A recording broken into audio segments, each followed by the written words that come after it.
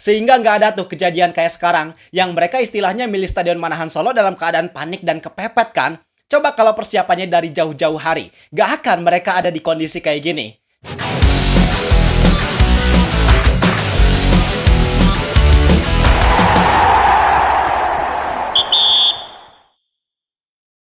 BRI Super League musim ini udah masuk ke pekan 11. Di saat musim kemarin ada banyak klub yang harus pindah home base gara-gara masifnya renovasi stadion, di musim ini rata-rata klub udah mulai stabil main di home base-nya masing-masing atau setidaknya mainin pertandingan kandang di satu stadion yang sama. Contohnya kayak PSBS Biak. Walaupun mereka nggak berkandang di Biak, tapi mereka konsisten main di Maguwo Harjo. Terus PSIM walaupun nggak berkandang di Stadion Mandala Krida Jogja, tapi mereka juga konsisten main di Stadion Sultan Agung Bantul. Cuman nasib baik tersebut ternyata gak berlaku untuk satu klub ini. Padahal klub ini termasuk salah satu klub besar di Indonesia, tapi sekarang nasibnya harus cari home base sana-sini. Klub tersebut adalah Persija Jakarta. Yap, dengan status klub besar sebenarnya kurang cocok kalau Persija dalam tanda kutip harus jadi klub musafir. Tapi mau gimana lagi, kenyataannya sekarang emang kayak gitu. Karena faktanya di pekan ke-11 ini, Persija yang punya status main home lawan PSBS Biak, tapi mereka harus mainin laga home tersebut di Stadion Manahan Solo. Bayangin Pak, dari Jakarta jauh ke Surakarta. Dan pasti yang jadi pertanyaan kita semua, kenapa kok pindahnya sejauh itu? Kenapa nggak pakai stadion lain di sekitar Jabodetabek atau Banten aja, yang secara geografis lebih dekat buat dijangkau? Karena dengan Persija yang mainin laga home di Manahan Solo, ditambah lagi statusnya tanpa penonton, kan jadi kerugian besar. Mereka punya keuntungan main home tapi realisasinya seolah mereka kayak lagi main away. Nah, biar kita semua gak bingung, silakan tonton penjelasan di video ini sampai akhir bareng gua Zidane Fatoni. Langsung aja kita bahas biar gak gitu-gitu doang. Tahu sepak bola.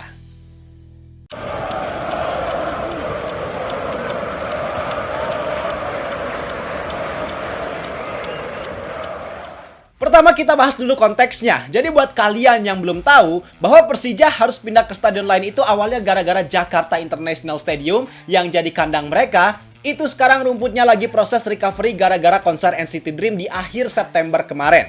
Dan siklusnya JIS emang gitu. Dipakai konsernya sekali, tapi recovery-nya butuh waktu berbulan-bulan karena mereka belum punya teknologi canggih yang bisa memperbaiki rumput lapangan dalam waktu singkat.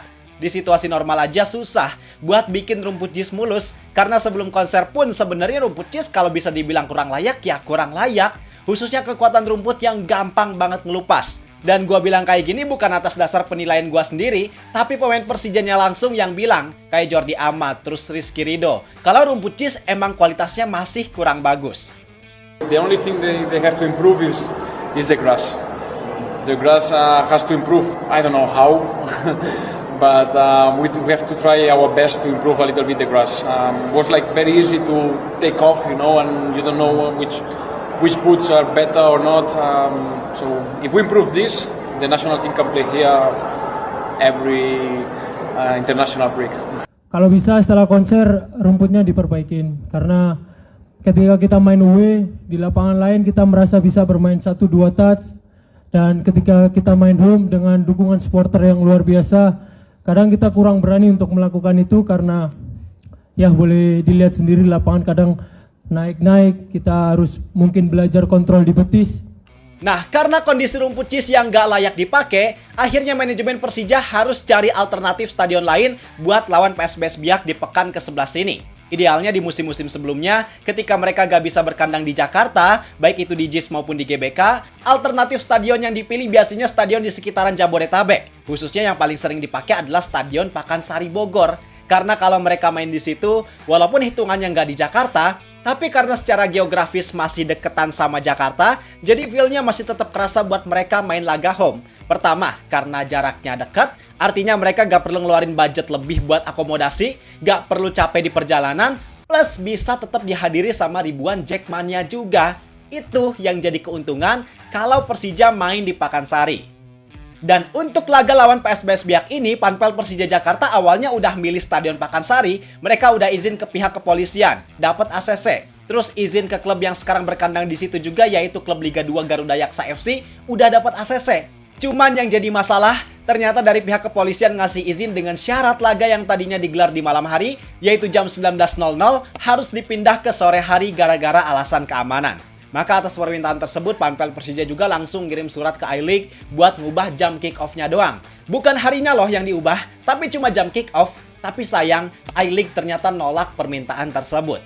Bahkan saking gak bisanya ngubah jam kick-off, I-League nyaranin buat Persija coba tuh minta izin buat main di Banten International Stadium. Nah, Banten juga kan masih deketan tuh sama Jakarta. Jadi masih enak juga buat mereka. Pas Persija minta izin ke sana, sebenarnya pihak pengelola stadion juga udah oke, kepolisian juga oke, tapi lagi-lagi dengan syarat harus main di sore hari. Dan I-League setelah dikonfirmasi lagi, masih gak mau ngubah jadwal jam kick-off-nya. Gua gak dapat informasi yang pasti terkait alasan I-League bersikap kayak gitu. Cuman kalau gua boleh berspekulasi, mungkin gara-gara alasan teknis khususnya dari pihak broadcaster yang gak mau jam kick-off-nya diubah.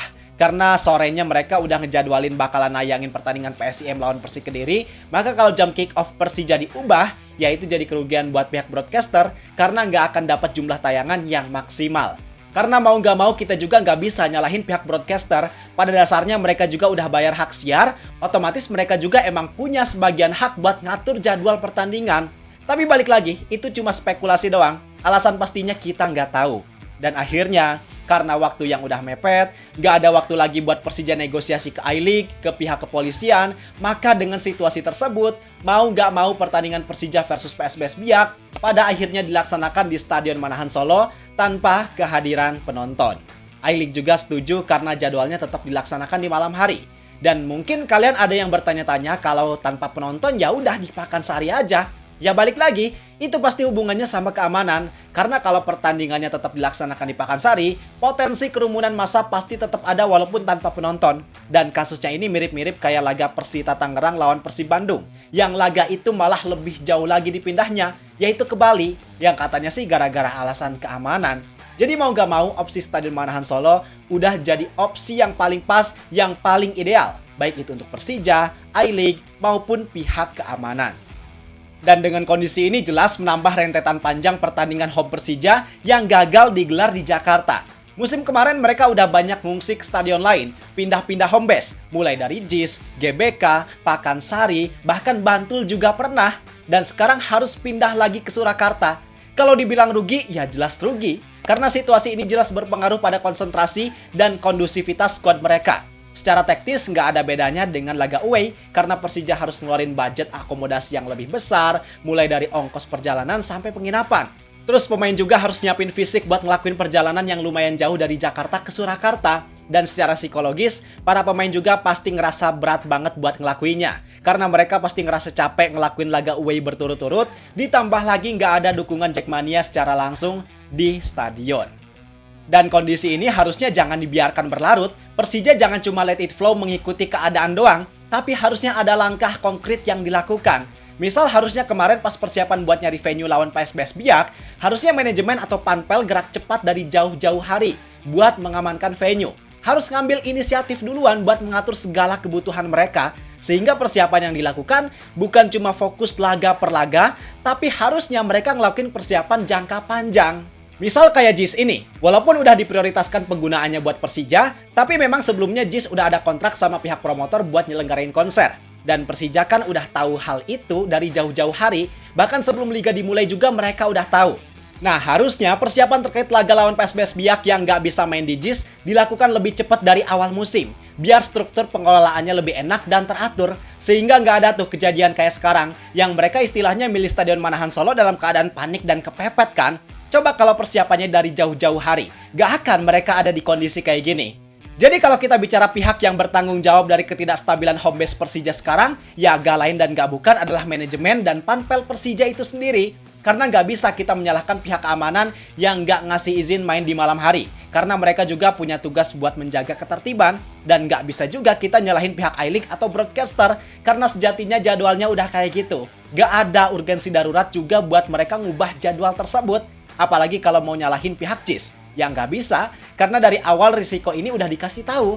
Mereka terima dan harusnya mereka bisa cari solusi sendiri dari masalah tersebut. Jadi ya itulah, semoga mereka sadar akan kekurangan ini. Karena terkadang untuk menjadi lebih baik emang harus susah dulu. Harus kalah dulu, baru setelah itu ada evaluasi dan bisa dapetin hasil yang lebih baik. Kalau pendapat kalian gimana? Ada nggak saran masukan yang mau disampaikan buat manajemen atau Panpel Persija? Silahkan tulis di kolom komentar. Gua rasa cukup sekian untuk video kali ini. Like dan subscribe-nya jangan lupa. Terima kasih, semoga bermanfaat dan sampai jumpa di video berikutnya. See ya!